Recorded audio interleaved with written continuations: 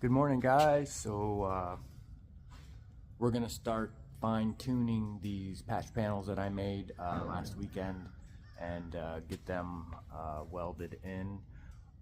The headliner was told to me that it should not be removed as he's not going to be putting a new one in. So we're gonna have to put down my fireproof blanket thingy for sure, try to wedge it up in there because I got to spot weld the plunge weld, spot weld the pieces I made into the factory lip that's there. So we're going to start doing that, and I'll show you how I do those stuff. All right, let's get into this.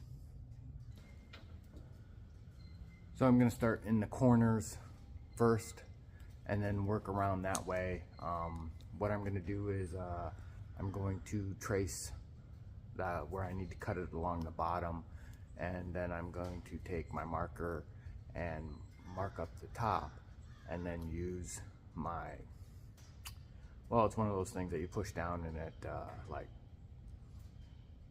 it's like a pin prick thing, and then scribe that, and then start just slowly trimming it down to fit inside that lip. So let's get into that.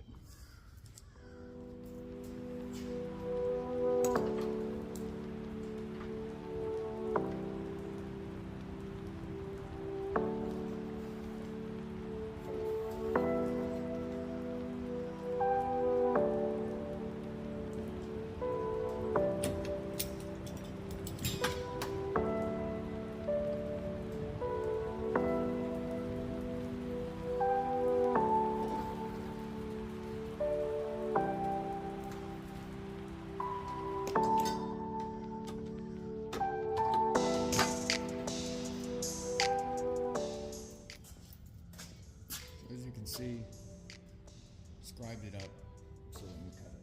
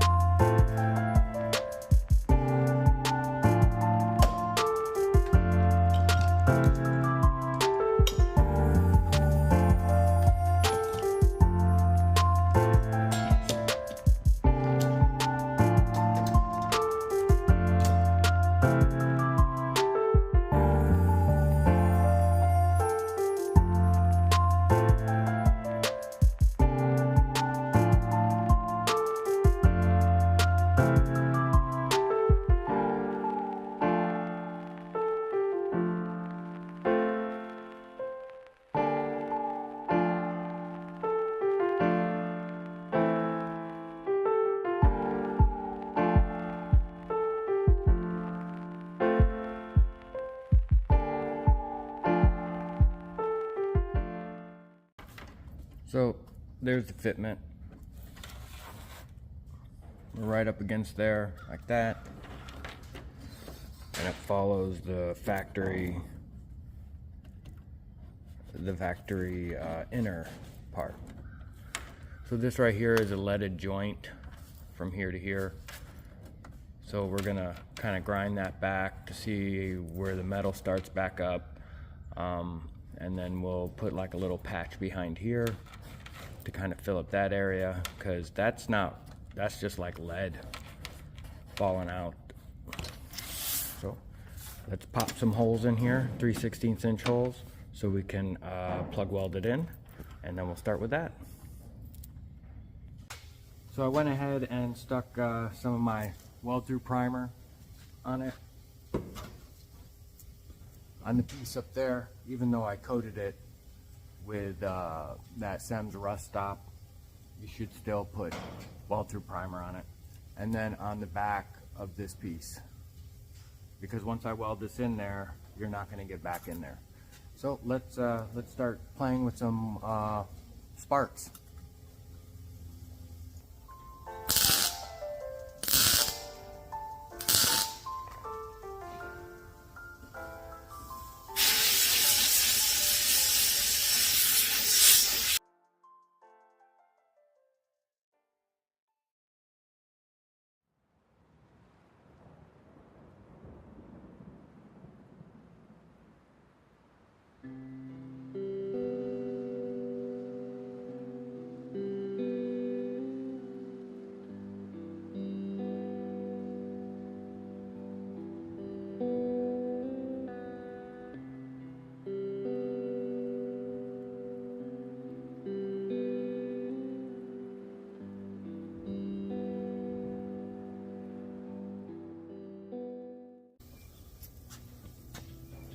Now we'll clean up those spot welds or tack welds, and then we'll start tack, tack, tack, tack, tack, then back, tack, tack, tack, with a little bit of air. So I'm gonna get onto that right now, and we'll slowly work around.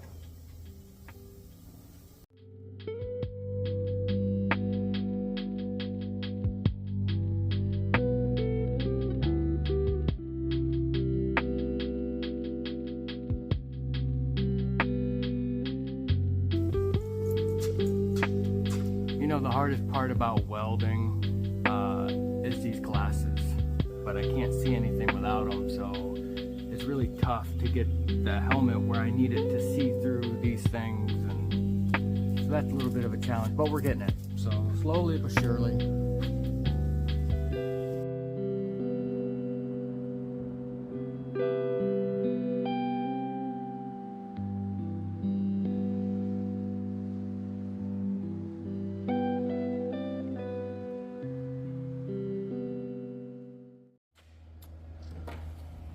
So there's one piece, it's welded in. Like I said, that's a lead joint. So what I'm gonna do is I'm gonna make a little piece to put right in there. I'll just basically cut that out like that, slide a piece in there, but this piece is in there now. So piece one, and yeah, some of these spots, like right here, when I started tacking it, it actually started blowing out the metal. So I turned the welder down a little bit, and then I just kind of, tack. Then I went up here and tack, down here tack, and came back and tack. Basically filled in the hole. So we'll go to the next piece, which I think is going to be this one that goes right through here. And it's the same process all the way through. Alright guys, we're just working our way around here. So I'm probably going to time lapse this. It's just me fitting pieces, tack welding like that first section over here. The owner of the car just stopped by, wanted to check out some stuff that's going on. And I made a couple spray outs at work. So he took those with him to figure out which color he wanted it, which blue. So yeah, so I'm going to start. Right now I'm just fitting the pieces, tacking them in, and then I'm going to go to the next piece. And then what I'm going to do is I'm going to start, the whole welding process to weld them in solid. let me stand on this side to weld them in solid, because that's going to be the bulk of the time in these pieces. Is, you know, you have to spot it, then you have to cool it, or you spot. Let me go the other way. Spot, spot, then you go back, spot, spot, spot, so you don't warp the metal. So let's time lapse this and get this done.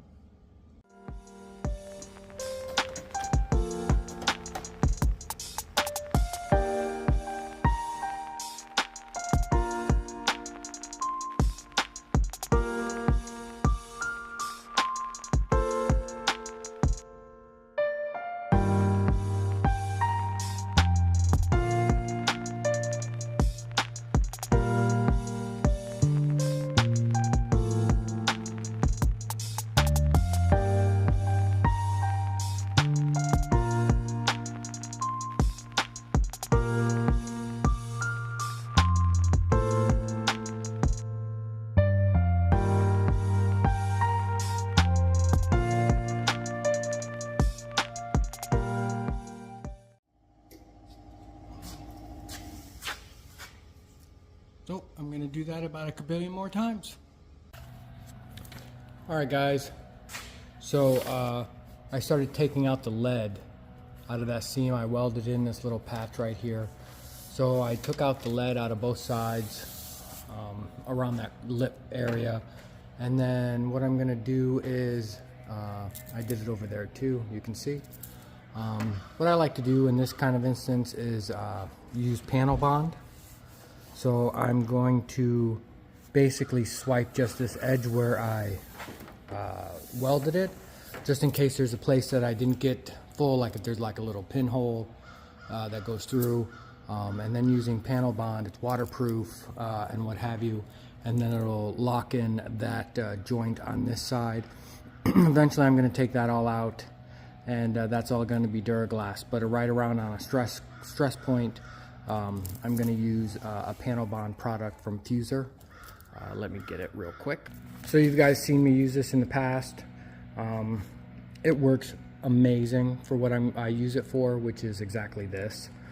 What I do is I'll actually squirt this out on a piece of cardboard and then take a spreader and my finger and then just wipe it through. I don't need a whole bunch of it. I just need enough just along that edge that I welded up. So stick with me here and we'll start doing this.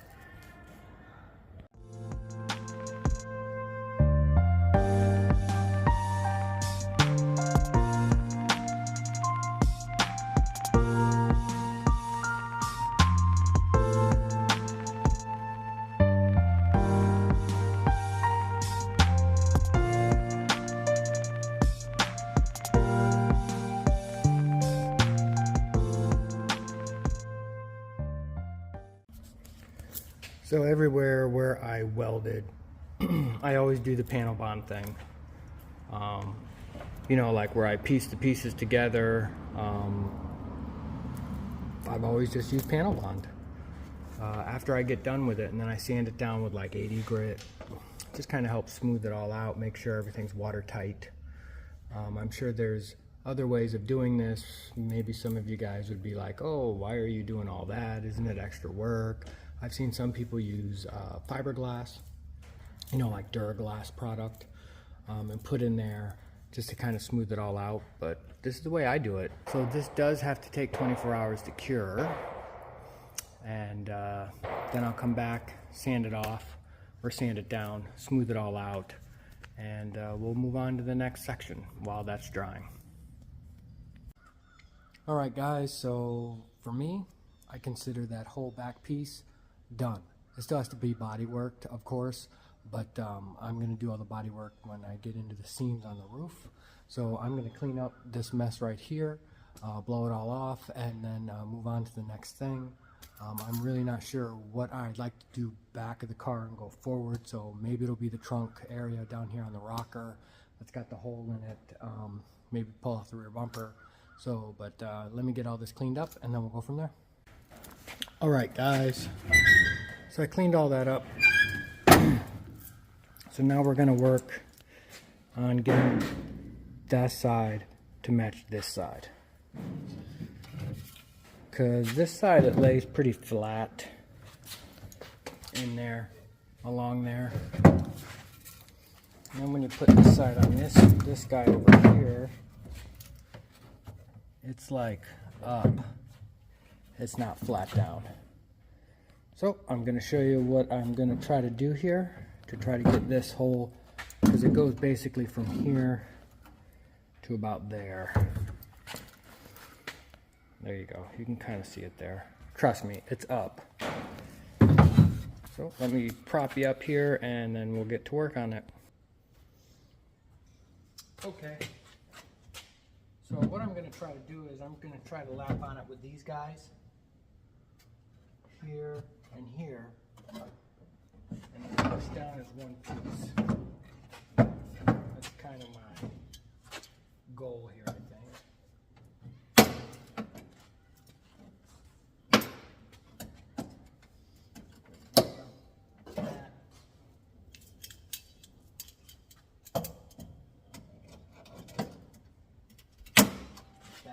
And I'm going to try to push down on that. So let me move you around over here so I don't clip you.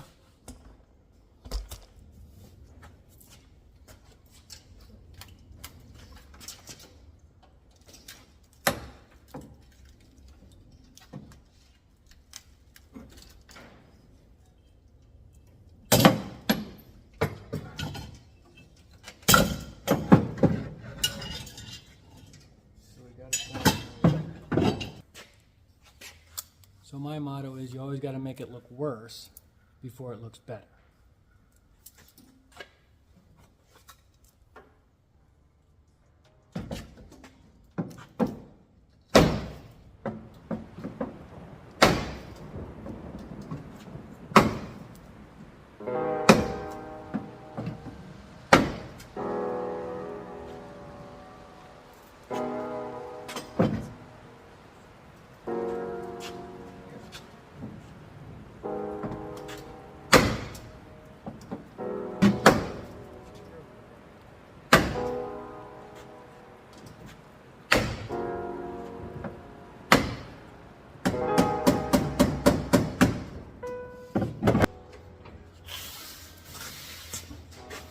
This whole section right here. That all has to come up. This has to come up and this part has to come down.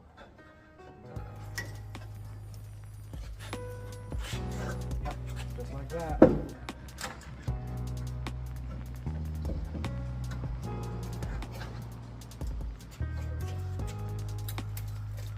There we go.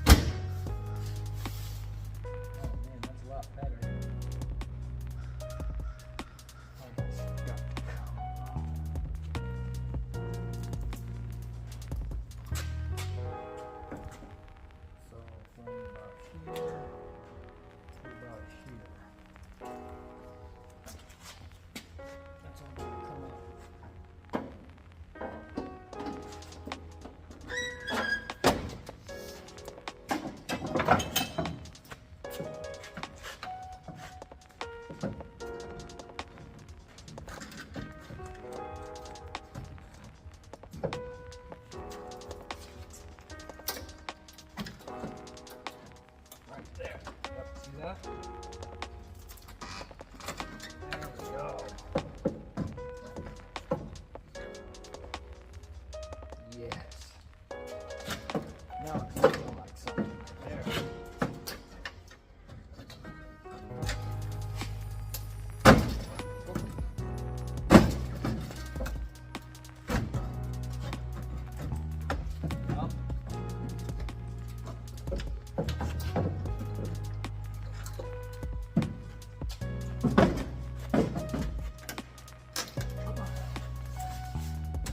let's clean that out, see what we got.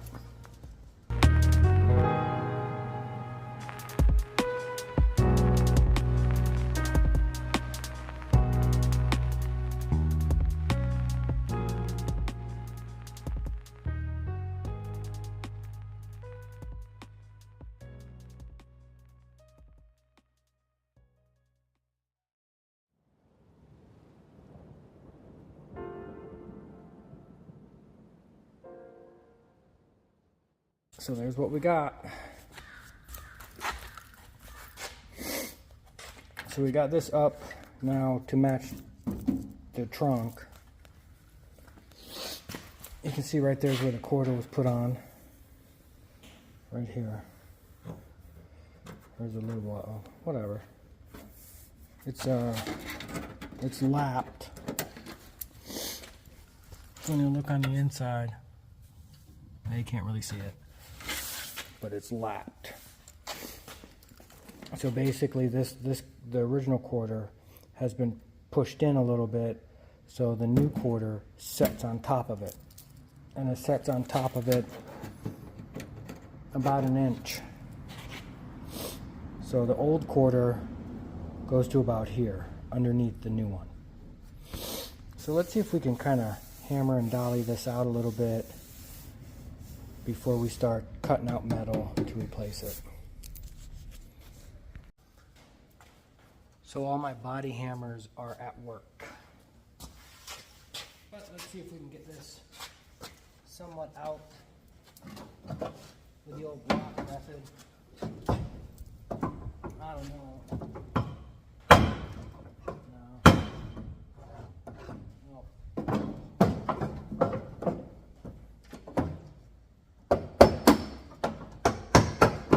That's not going to work.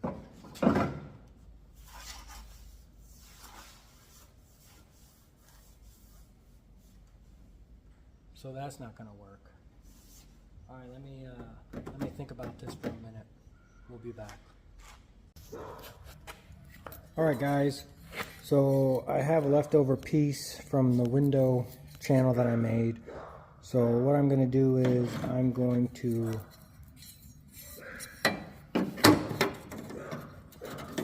shrink it down. Or actually, I'm going to stretch this one or shrink it, whatever.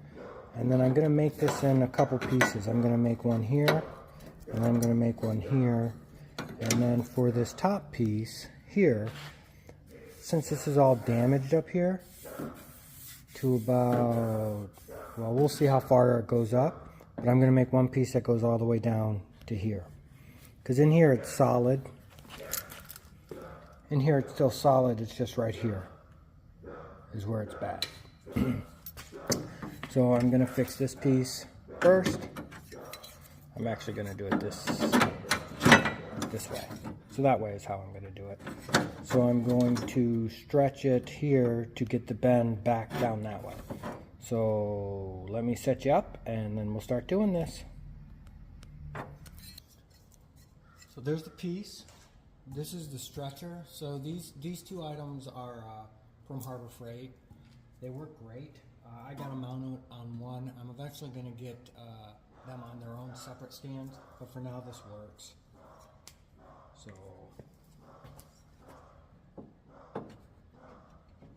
yep.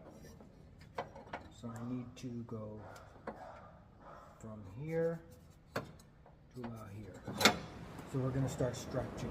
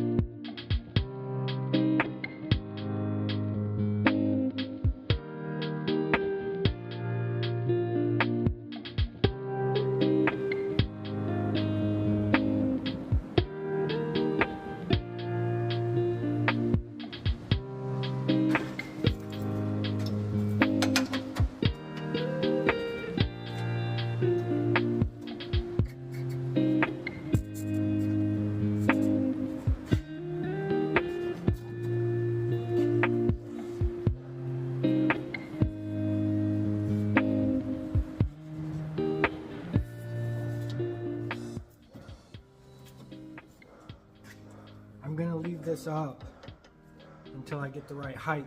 Like when I shut this, after I get this piece in, then I'm gonna shut the trunk down and then measure my gap for here. And that'll dictate the piece that I have to make right here, because that's all dented in. So I'm gonna cut all that out. But let's start with this first.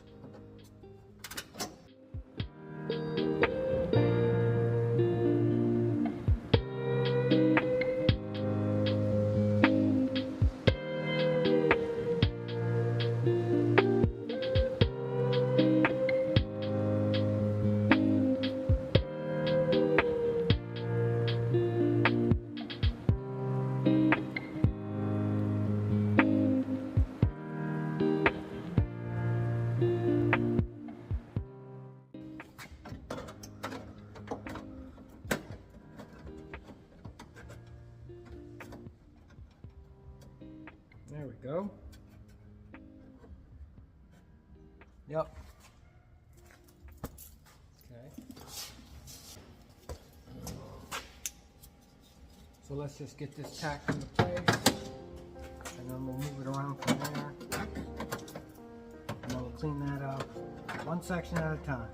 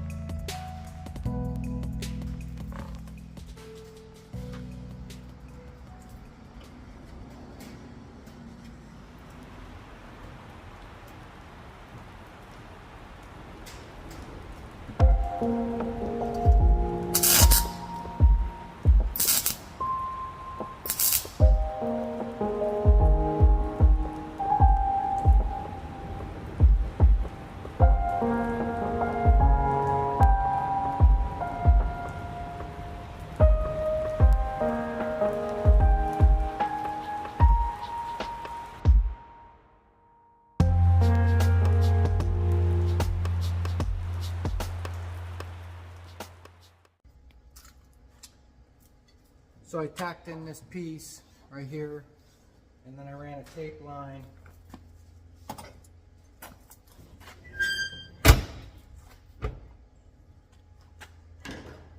Hold on a second. So I tacked in the piece, and then I ran the tape line. So basically I had to get this back into the gap. Since this was all kind of mutilated up, I cut it out.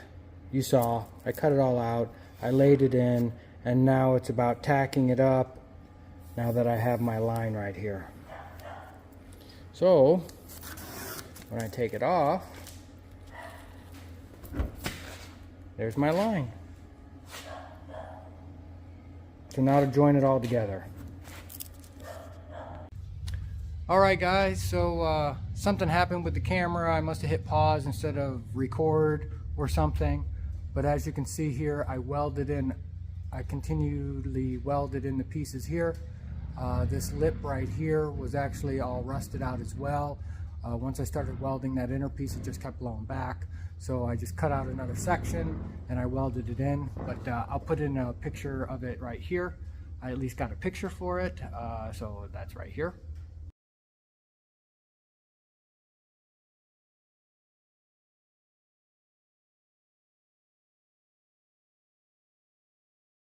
So, as you can see, I have my son's Nissan Rogue sitting on the lift. It's a lot of stuff that needs to get done. Radiator, oil cooler, gaskets, valve cover gaskets, rear brakes, catalytic converter, which is all a part of the exhaust manifold. So yeah, so I got to do all that this weekend. So this is going to be paused this weekend, so I'm going to wrap up the video here. I know it's kind of abrupt ending, like, oh, I'm welding panels in, and then oop, here I am. Well, unfortunately that's what happened when I think I hit the wrong button. But on a good note, or on a more positive note, the orange here, I moved it, so now it's sitting in front of the car because I needed it off the lift. And it fired right up, moved it right over, let it sit there through 3 heat cycles, basically for the O2 sensor, because they say it's not good for the O2 sensor for the sniper unit to fire it up and just let it run for a couple minutes and then kill it. Something about condensation builds up on the O2 sensor and causes it to go bad. So I left it out there running for probably 20-30 minutes. Plus I got about 10 gallons of gas in it that's been sitting in there for a couple months, so just kind of burning that through, but fired up good, moved it off the lift. So the next video will probably be in a couple weeks. The owner did stop by. We did finalize the paint color on it. I did get some primer for it. Let me show you what I got for it. Okay, so I set up what I bought so far, so we'll go through it. This right here is LP20. Let me grab it. We'll start off with the fiber fill. So this is the U-POL fiber fill light. This stuff is awesome. So this is what's going to do like high building stuff, especially where these quarters are kind of like gouged in or whatever. Sorry about the motorcycle going by. I guess he's test driving that. We all do it, right? So this is going to be like the base down anything that's larger dense or whatever, but that's the fiber fill light. Amazing stuff. And then I used the 3M Platinum Plus filler 01131. This, again, amazing stuff. Sands really easy.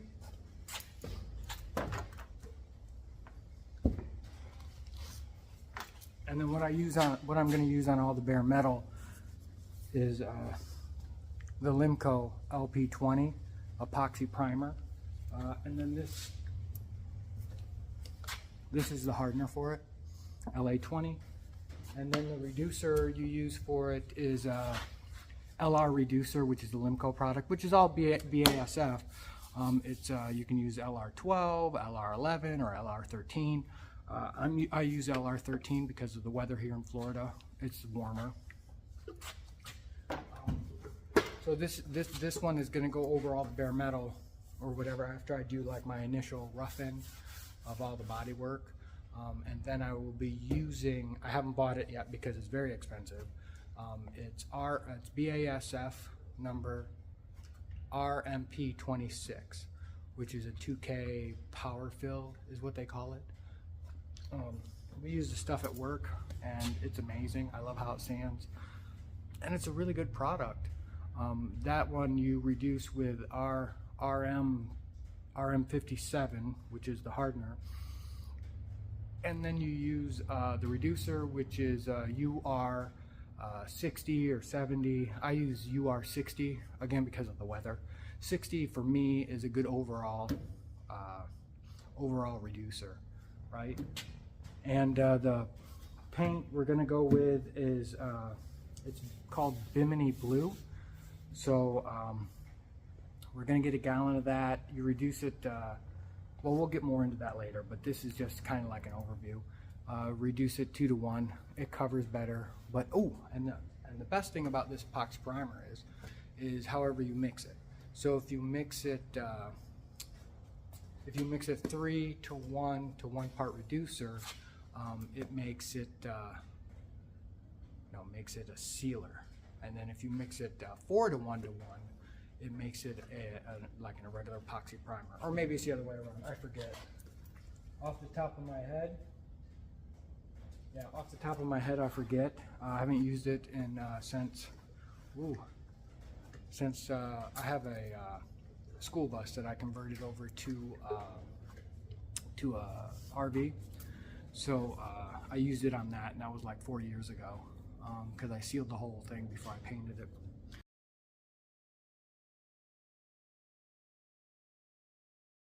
But, so that's that product. So we are going to go with the Diamond paint base coat, and then the clear, we're tossed up between LC 4100 or LC 4500. LC 4500 is a cheaper clear versus the 4100. Actually, the 4100 is actually cheaper, than the 4500.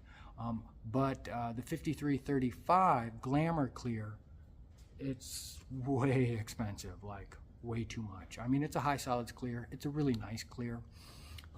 When you watch, if you've seen my other video on the Firebird build, that was cleared with the Diamond or BASF 5335 Glamour Clear. Okay. Now the Orange Nova,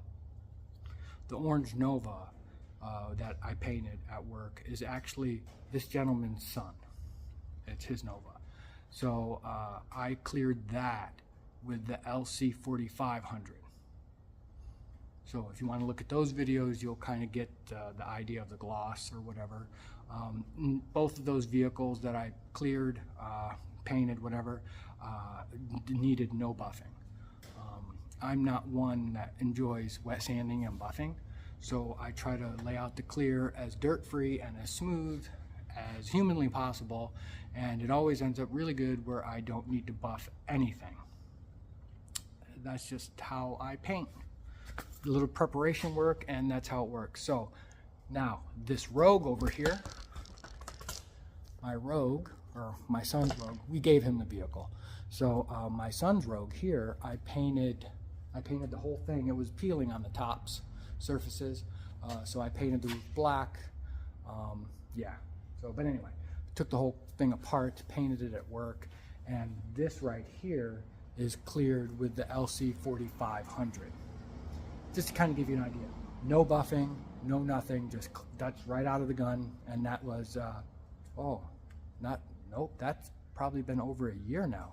Yeah, about over a year. And then my son had an accident with it in the front, damaged the fender and the bumper, and that just got replaced. That was 4 months ago. But yeah, so that gives you an idea. So I have a feeling we're gonna go with the LC 4500. It is Limco clear.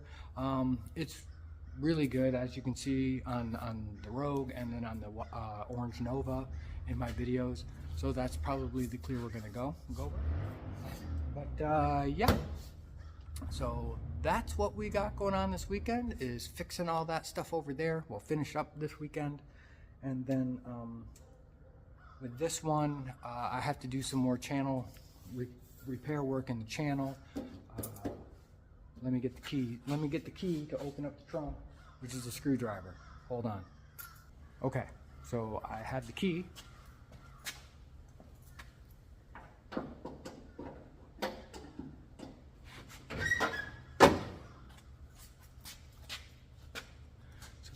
So let me grab the camera.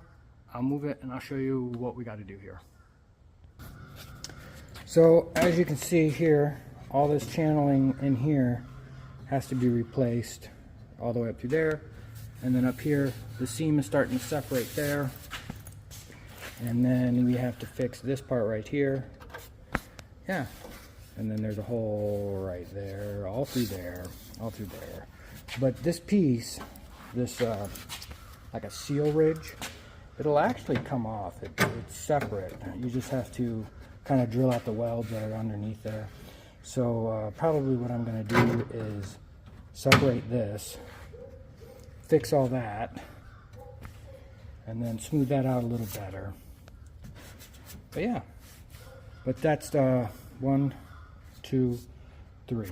So I did 3 pieces along here, and then I actually had to come in and weld a piece right here, because this was all just, it was gone. So I had to, of course, smooth out the welds a little bit better, come in here and fill in the welds through there, all through here, up through there, like that.